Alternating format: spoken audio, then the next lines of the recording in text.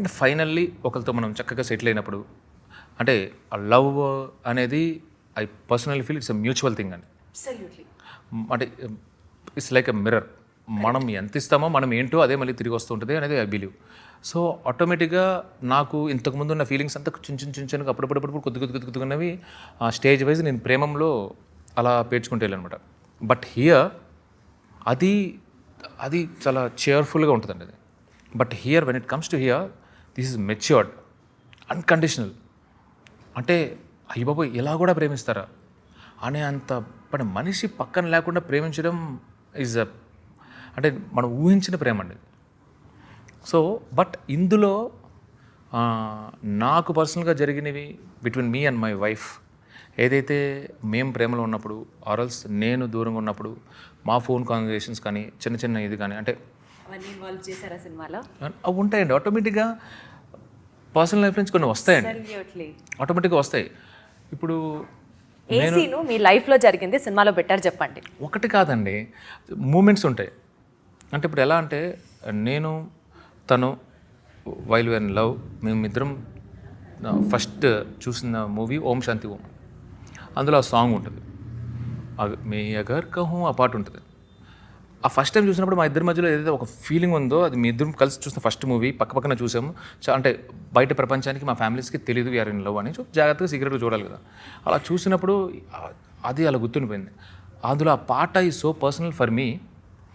అది ఇప్పుడు ఇక్కడ ప్లే అవుతుంది అనుకోండి, నేను విన్నాను ఈదర్ విత్ మై వైఫ్ ఆర్ఎల్స్ ఒక్కనే వినాలి, డ్రైవ్లో వినాలి. మీ ఇద్దరం డ్రైవ్కి వెళ్ళినప్పుడు వినాలి. ఎందుకంటే నేను ఒక్కనే విన్నా కూడా ఐ కెన్ ఫీల్ హర్ ఎక్కడన్నా వస్తున్నప్పుడు కూడా. సో ఏదో నలుగురిలో ఉన్నప్పుడు నేను అసలు విన్నాను. So these kind of small things ఉంటాయి చూడండి. ఎంత పర్సనల్ గా తీసుకుంటారా ఫీలింగ్? పొసెసివ్ అండి. అంటే ఆ ఫీలింగ్ మీకు మాత్రమే సొంతం అవ్వాలి and that should be felt only if she is beside you. That is such a sweet. మళ్ళీ ఇంకొకటి ఏంటంటే నేను ఒక్కనే విన్నా okay, that's what I am saying. నాకు ఎవరిదైనా రింగ్ టోన్ నుంచో పొరపాటున అది అని వస్తే నేను ఇమీడియట్ కాల్ కొట్టేస్తుంది. దానికి ఇమీడియట్ కాల్ కొట్టేస్తే నాకు వద్దు, నాకు వేరే వాళ్ళు. మిస్సెస్ చందు గారు మీరు చాలా చాలా చాలా లక్కీ అండ్ అద్భుతంగా ఉంది మీ లవ్ స్టోరీ వింటుంటే, కనెక్ట్ అయ్యేటట్టు. అలాగా మేము ఏది ఇంతకుముందు మాకు ఏముంటాయండి అప్పుడు తిరిగినప్పుడు బండి మీద వెళ్ళినప్పుడు కృష్ణకాంత్ పార్క్, ఇక్కడ కేబీఆర్ పార్క్, ఇలా కొన్ని ఒక ప్లేసెస్ ఉంటాయన్నమాట.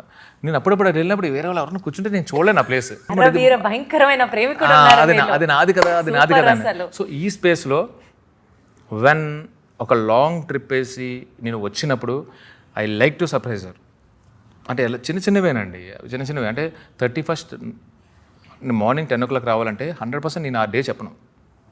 సో సడన్గా రావటం, ఎక్సైట్మెంట్, రాత్రి అంతా వచ్చినా కానీ పొద్దున్నే కావాలని అంటే ఒకటి పెట్టి అది చూసినంటే తను వచ్చాడు అనేది అది ఉంటుంది చూడండి. ఈ వేషాలు ఎక్కువ. సో ట్రైన్లో తనకి సెండ్ ఆఫ్ ఇచ్చిన తర్వాత నువ్వు వస్తే బాగును అంటే కష్టంలో నాకు వర్క్ ఉందన్నప్పుడు అలా 4-5 స్టేషన్స్ తర్వాత మళ్ళీ సడన్గా రావడం ఉంటుంది చూడండి. So these kind of things ఉన్నాయి కదా. ఇలాంటి మీరు ఫీల్ అయిన రియల్ లవ్ మూమెంట్స్ అన్నీ రీల్ మీద కూడా చూపించారు. సో దట్ పీపుల్ కెన్, మీరు చెప్తుంటేనే కనెక్ట్ అయ్యే ఆరా తెలుస్తోంది. డెఫినెట్లీ సినిమా చూసి కనెక్ట్ అవుతాం. This is going to be a massive love story. అర్థమవుతుంది. సూపర్. ఈ సినిమాకి అసలు నాగ చైతన్య గారిని హీరోగా అనుకోలేదట కదా ఫస్ట్? అసలు నన్నే డైరెక్టర్గా అనుకోలేదండి వీళ్ళు. కార్తిక్ గారి స్టోరీ చెప్పినప్పటికీ కూడా ఇట్ వాజ్ ఓన్లీ చందు గారు who had developed this completely. Initiative తీసుకొని డెవలప్ చేసింది చందు గారే. అవునండి. అంటే అదేనండి, అంటే ఇప్పుడు నేను అదే చెప్తాను. ఇనిషియల్గా ఏంటంటే మనం ఒక సినిమా చేద్దామని వాసు గారు ఆఫ్టర్ సర్వీస్ వచ్చి అప్రోచ్ అయ్యారు. అది చూడండి, మనం సినిమా చేద్దాం అనుకున్నారు. I was so happy. అబ్బా అంటే స్టిల్ అంటే నా క్రాఫ్ట్ని చూసి, సక్సెస్ని చూసి కాకుండా క్రాఫ్ట్ని చూసి అంటున్నారని చెప్పి ఐఎమ్ సో హ్యాపీ. ఆ స్పేస్లో బిఫోర్ కార్తికేయ 6 months ముందు వీళ్ళు ఈ కథతో వచ్చారన్నమాట. ఈ కథతో వచ్చినప్పుడు నేను చెప్పాను చూడండి, ఇనీషియల్లీ నన్ను ఎగ్జైట్ చేసింది ఇండియా పాకిస్తాన్ నథింగ్. బట్ స్టోరీలోకి వెళ్తున్నప్పుడు మేము రియల్ టైం వాళ్ళ ఎవరికైతే కథ జరిగిందో ఆ ఇన్సిడెంట్స్ అన్నీ నోట్ చేసుకోవడానికి రీసెర్చ్ కోసం వెళ్తున్నప్పుడు అసలు మనం ఎక్కడున్నాము సరిపోమండి. వాళ్ళ లైఫ్ స్టైల్ ఏంటి, మనం తిరుగుతున్న ఈ భూమి మీద ఇలాగే ఇంకొకళ్ళు ఇలాంటి లైఫ్ స్టైల్లో ఇంత హ్యాపీగా నెలలో ఒక్కసారి మాట్లాడితే చాలు, ఆ ఒక్క రోజు కోసమే ఆ నెలలో ఒకసారి ఫోన్ మాట్లాడుకుంటారు వాళ్ళు. సంవత్సరంలో 3 నెలలే ఉంటారు, 9 నెలలు ఉండరు. My goodness. అంటే అది నిజమైన ప్రేమ. అప్పుడు I felt this was a story. ఈ కథ చెప్పాలి అనుకున్నప్పుడు నాకు అంటే నాకు పరిచయం లేని పరిస్థితులు కదా, సో నేను చాలా ఎగ్జైట్ అయ్యి రాసుకున్నాను అనమాట అండి. సో అసలు ఇఫ్ నాట్ నాగ చైతన్య గారు, what where the other options you had in your mind? Yeah, నాకు అదే చెప్తానండి, చెప్తే సూపర్లేటివ్ స్టేట్మెంట్లో ఉంటుంది కానీ అతిశయోక్తి కాదు. ఏంటంటే కొన్ని సినిమాలు చూస్తున్నప్పుడు వీళ్ళే అనేది ఎలా అనిపిస్తుందో, ఇందులో మీరు సినిమా చూసిన తర్వాత if not Naga Chaitanya, if not Sai Pallavi ఏంటని మీకు ఆప్షన్ ఇస్తే మీరు చెప్పారు. అంత బాగా ఇమిడిపోయారు క్యారెక్టర్స్లో. Yeah. And that was your gut feeling right from the beginning. Yeah, nice, super. Aravind garu ఎప్పుడు మీ ప్రస్తావన తీసుకొచ్చినా హిస్ సచ్ స్వీట్ గా, హిస్ సచ్, మీరు అన్నట్టు ఆ సూపర్లేటివ్స్ అన్ని వాడి మీ గురించి చాలా మంచిగా మాట్లాడుతూ ఉంటారు.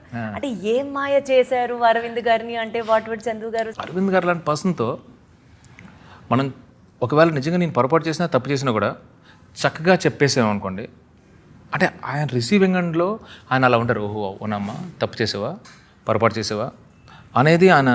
సో ఆయన దగ్గర అబద్ధాలు ఆడాల్సిన పని లేదండి, సీరియస్లీ. అలా ఏం చేశారు అంటే నిజంగా తప్పు చేసి మీరు భయపడిపోయి అంటే ఆయన ఎంత స్వీట్గా ఉంటారంటే అసలు తప్పు చేయబుద్ది కాదండి. ఒకవేళ నిజంగా తప్పు చేసిన ఎంత స్వీట్ గా చెప్తున్నారు తెలుసా చందు గారు, మీరు అసలు ఎంత క్యూట్ గా స్వీట్ గా మాట్లాడుతున్నారు తెలుసా మీరు. నిజం అంటే అంటే ఇందులో అంటే ఎందుకంటే అంటే చెప్పి వెళ్ళచ్చు, కానీ ఇంకా నాకు చాలా సార్ ఐ నీడ్ బ్రేక్, నేను బయటకు వెళ్ళా అని చెప్పి వెళ్ళచ్చు, నేను మిస్ అలా చెప్పండి. ఫస్ట్ కాపీ చూసిన తర్వాత అరవింద్ గారు కాంప్లిమెంట్ ఏంటండి? ఫస్ట్ కాపీ కాదండి, ఇనీషియల్గా రషెస్ అంతా వచ్చిన తర్వాత చూసినప్పుడు ఆయన పాయింట్స్ అన్ని నోట్ చేసుకున్నారు.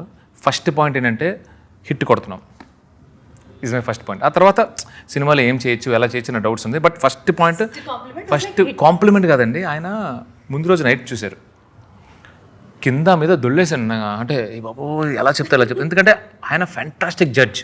ఓకే, నేను ఈ సినిమా జేవలో వచ్చేటప్పుడు అంతకుముందు గీతా ఆర్ట్స్లో ఎవరైతే ఫిల్మ్ మేకర్స్ డైరెక్టర్స్ ఉన్నారో, డెబ్యూ డైరెక్టర్స్ కానీ ఇంకొకరు 2-3 కానీ, అరవింద్ గారు ఈ ప్లేస్లో ప్రాబ్లం ఉందంటే ఆ ప్లేస్లో ప్రాబ్లమే, నీకు అంత బీభత్సమైన కన్విక్షన్ ఉన్నా థింక్ ట్వైస్ థ్రైస్ అని అడ్వైస్ ఇచ్చారు. అరవింద్ గారు పర్టికులర్గా చెప్పారంటే.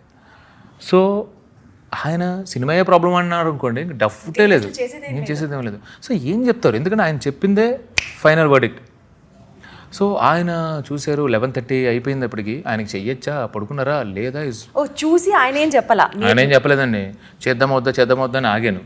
నా టెన్షన్ ఏంటంటే బాగుంటే ఆయనే చేస్తారు కదా, ఆయన చేయలేదు అనేది నేను చాలా భయపడ్డానండి.